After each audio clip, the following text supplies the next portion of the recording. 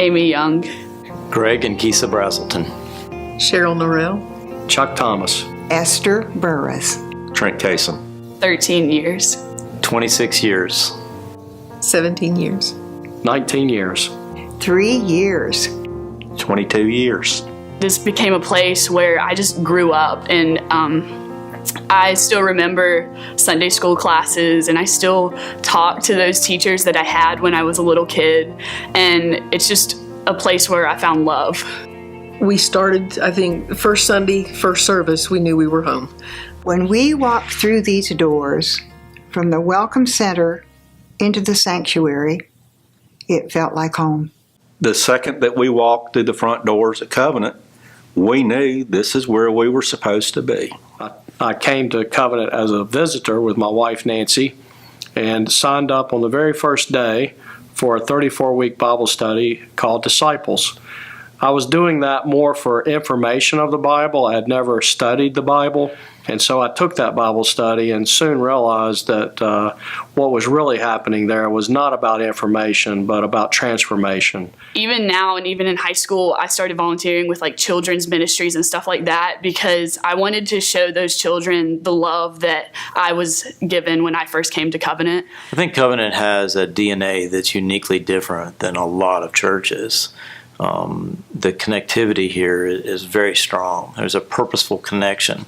And the small groups, the Sunday school classes, Bible studies, sports, you name it, there's a lot of ways that folks are connecting.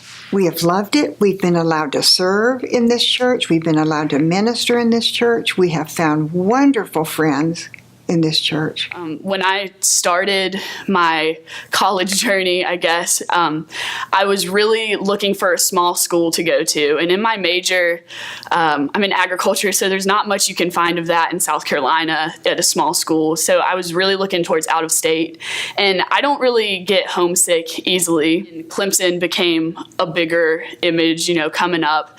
And I didn't want to go to it. It was big school, way out of my comfort zone. And soon after that, I realized that even if I don't get homesick easily, I get church sick easily. A couple weeks after we had joined and had started our Sunday school class, my dad passed away unexpectedly. And having only been in this Sunday school class for a couple of weeks, was absolutely shocked.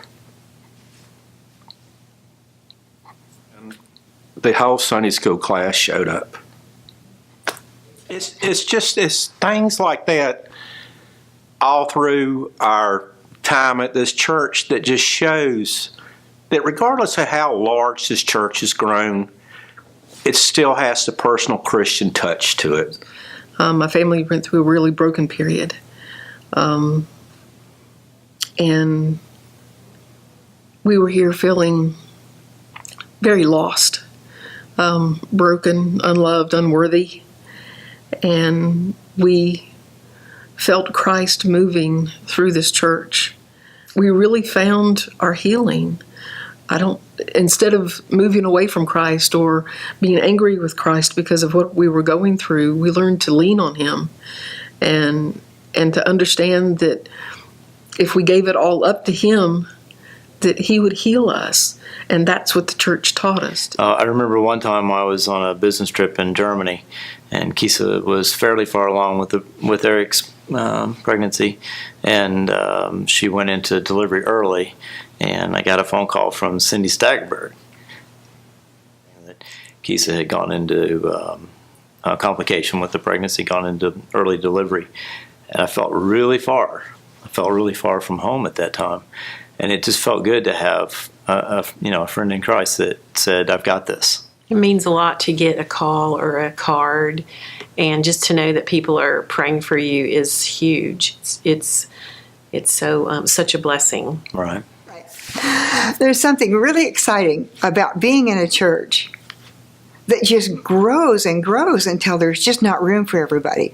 So we are very excited about our Future Matters. So our Future Matters is a way for us to, those of us that are here now, to to give to that, to pray about that, and to just encourage one another as we go through this process.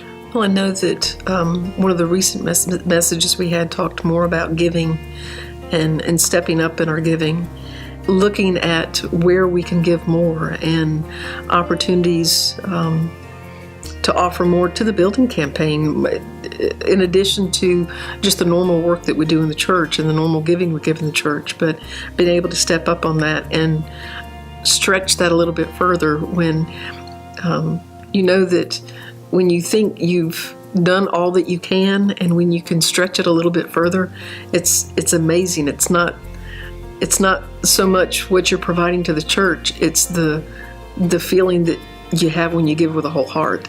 And I can just see in 10 years, hopefully I'm still here, this just being such a magnificent, godly place to be. And I'm not talking about the buildings being magnificent. You can meet in a barn and have a magnificent facility. It's the people that make the church. It's not the church that makes the people. That it just feels right to put our support here where more souls can be touched.